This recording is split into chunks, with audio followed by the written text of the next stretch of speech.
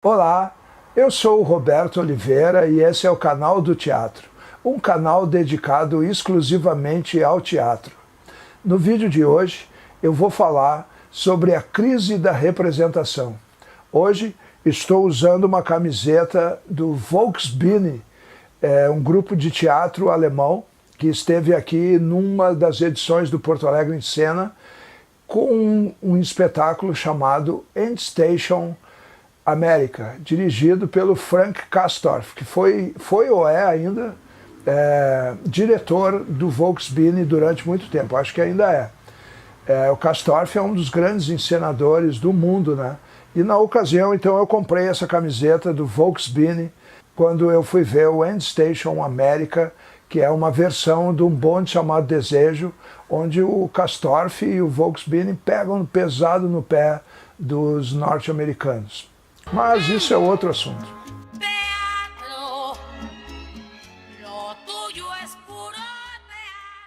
No vídeo de hoje, a crise da representação. Quem me enviou esse assunto foi o Júnior Alceu Grande, um ator e bailarino que foi meu aluno no departamento de arte dramática, num curtíssimo espaço de tempo que eu dei aula lá no departamento. Pois o Júnior me enviou, através do YouTube, esse assunto, a crise da representação. E ele está querendo conversar sobre uma questão que vem acontecendo no teatro de uns anos para cá. A atuação, ela vem se tornando cada vez mais performativa e cada vez menos representativa. E isso ele está chamando de crise da representação. E aí vamos tentar pensar um pouco sobre esse assunto, começando a pensar pela palavra representação. A imitação da realidade foi e continua sendo um mecanismo recorrente que estrutura toda a nossa ficção artística há mais de 2000 anos. 2 milênios que a gente vem utilizando esse recurso da imitação. O filósofo grego Platão afirma que o teatro é a arte que mais vive sob o signo da imitação. E o outro filósofo grego, Aristóteles, que é posterior ao Platão, veja bem, eles discordam radicalmente sobre o teatro. Platão condena o teatro e Aristóteles exalta a arte teatral, mas nisso eles concordavam, pois o Aristóteles, ele diz que a mímese é determinante na estética teatral. Vamos dar um passo atrás e vamos ver o que é mímese. Mímese, mimeistai, não sei se estou pronunciando certo, a palavra grega mimeistai, mímese, foi traduzida inicialmente e durante muito tempo como imitação. E mais recentemente outros estudiosos traduziram essa palavra como representação. No caso da arte, do teatro, a gente então entende que existem duas coisas, dois objetos. Existe um objeto que é a coisa em si, que é o modelo, e existe o outro objeto que é a representação daquele modelo. E aí vem aquela célebre frase do Aristóteles, que ele dizia: a arte imita a natureza.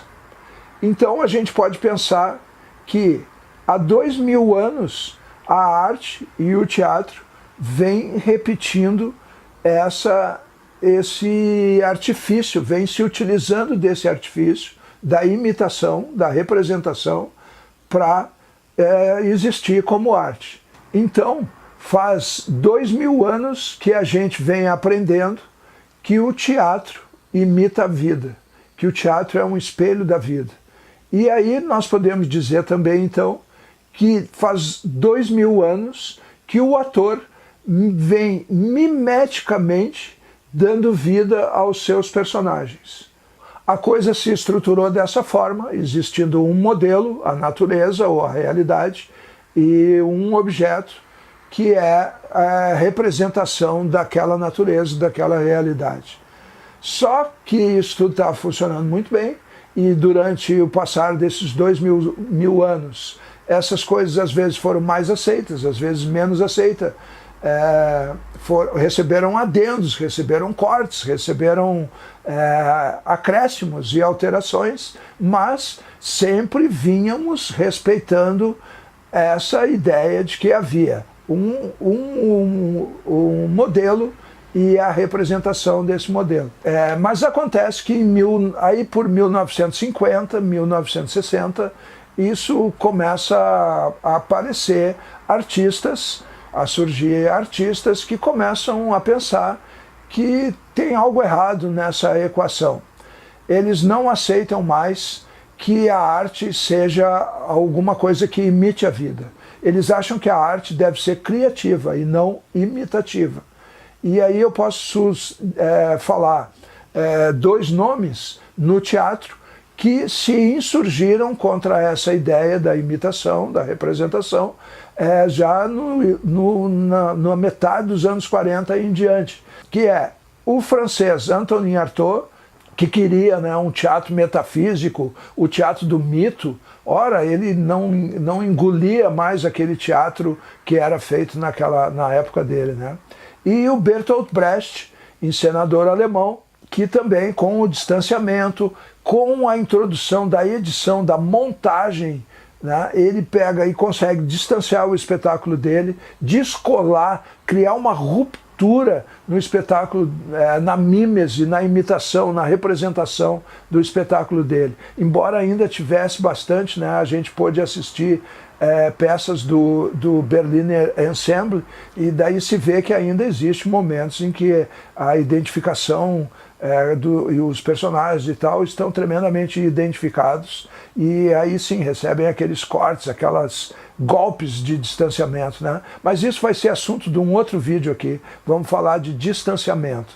Vamos lembrar também que em 1960 começam a acontecer, final dos anos 50, começam a acontecer os happenings. Alan Caprol e toda a sua turma e toda uma gangue de artistas plásticos revoltados e revoltosos desse momento começam a fazer os happenings, e dos happenings começam a surgir as performances já aí feitas, né, o happening teatral vai se transformando na performance. Então artistas que estavam se sentindo aprisionados pelas leis do teatro começam a romper esse espaço, a criar uma ruptura e partir para estender, abrir, ampliar os braços do teatro para outras áreas, para outros tipos de atividade que não fossem tão regulamentadas como é o caso do teatro.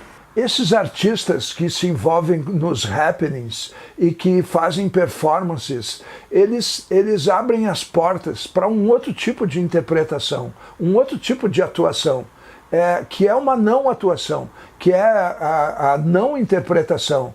E aí o tempo vai passando e chega os anos 90, e em 1990 as coisas explodem, daí tudo vai para o espaço. No início dos anos 80 começa a haver uma grande alteração na dramaturgia, os dramaturgos começam a escrever de forma diferente, vai ver, porque não se aceitava mais a dramaturgia tradicional, os encenadores vão mudando, o próprio ator vão começando a surgir as dramaturgias do ator, dramaturgia de objeto, as coisas vão explodindo, as formas teatrais vão se ampliando e se estruturando de uma maneira maluca, se estruturando ou se desestruturando de uma maneira maluca.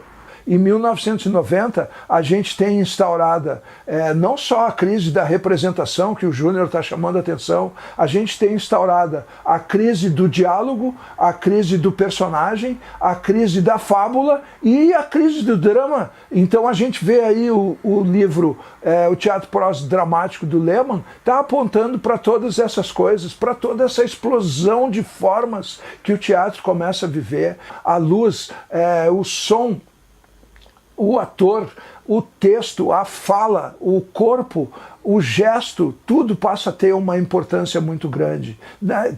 Cai por terra a primazia do texto, já vinha caindo, e aí cai por terra também a primazia do ator, a primazia do personagem. Né? Toda essa movimentação pós-dramática causa, na real, um enfraquecimento do personagem. A gente tem que pensar que nas dramaturgias tradicionais, o personagem ele é o vetor da ação, ele é o condutor da fábula, ele é o cara da mímese, ele é o cara que gera a identificação do público, o espectador está ligadaço no personagem.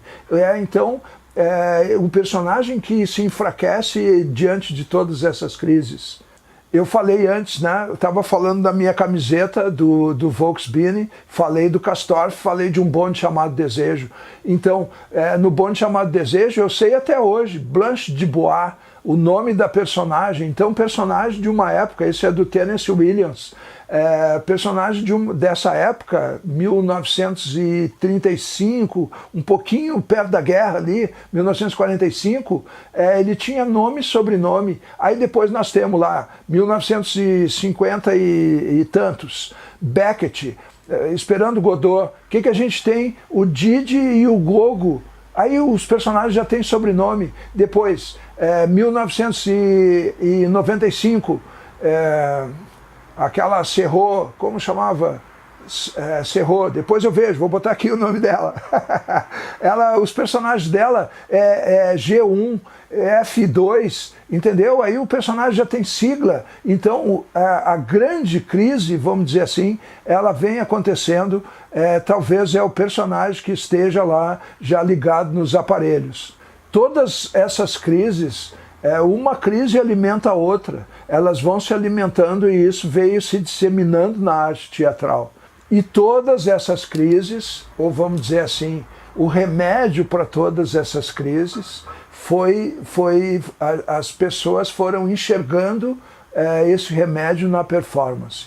Né? Então a performance passa a influenciar o teatro. O teatro não se contenta mais em ser uma arte, a arte da mímese, uma arte que imita a vida. O teatro, ele quer a sua parcela no real. No meio de todas essas crises aqui, eu vou apontar uma outra crise, que é a crise do espectador. O espectador estava lá confortavelmente sentado na sua poltrona, né? Num teatro bom, é uma poltrona. Ele está sentado na sua poltrona, no escurinho, assistindo, sentindo, refletindo sobre aquelas coisas que ele está vendo acontecerem lá no palco.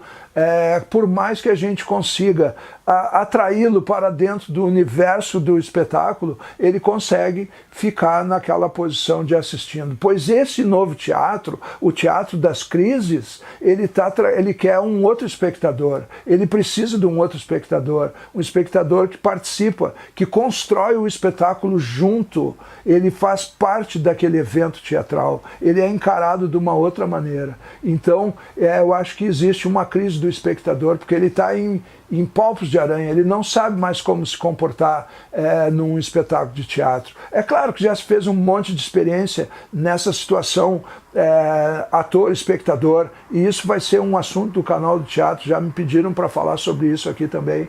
Já se fez muita experiência nesse campo, mas a gente sabe que na maioria dos espetáculos, a grande maioria, 90% dos espetáculos continuam sendo em palco italiano, com o espectador sentado na sua cadeira assistindo o espetáculo, né? Então, e aí nós vamos adiante, vamos ver também, tem que existir no meio de todas essas crises, deveria existir uma crise no ator. Como que o ator vai se comportar diante dessas crises todas?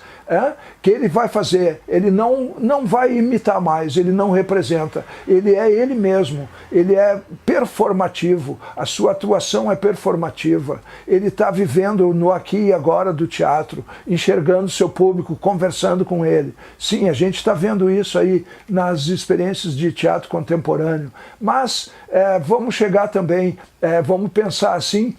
Eu tenho visto muito, por exemplo, o teatro daquilo que eu chamo de não atores. É um teatro que não precisa do ator, é um teatro sem ator. Então eu vou lá e sento e digo, não, mas para isso aí é um teatro sem ator. Falar, todo mundo fala. certo? Então o cara vai fazer 4 anos de departamento de arte dramática, vai sair de lá formado um ator, vai fazer 2, 3 anos de oficinas de teatro alternativas, passando de um grupo para outro e experimentando. Para quê? Para eu chegar lá e dizer, ó, tu tem que falar esse texto aqui no microfone, tá? E em determinado momento, vocês 5 aí tem que levantar e apontar o dedo para cima. Isso é o ator. Então, esse para mim é o teatro sem ator também, porque daí qualquer pessoa que fale vai lá falar, qualquer pessoa que possa levantar o dedo vai levantar o dedo. E aí eu faço a montagem, coloco uma luz bacana, coloco um som por trás disso, coloco um vídeo rodando, certo? E aí eu tenho aquela figura que está em cena, eu vou chamar de ator. Como que fica esse negócio? Então eu acho que o ator, os atores, e eu me incluo nisso, deveríamos entrar na crise do ator. Eu vou ficando por aqui. Se curtiu o vídeo, deixa uma curtida aí, se inscreve no canal e vamos conversar. Mande seus assuntos e a gente vai conversando aqui. Eu quero agradecer ao Júnior por ter dado essa oportunidade aí da gente falar sobre a crise da representação.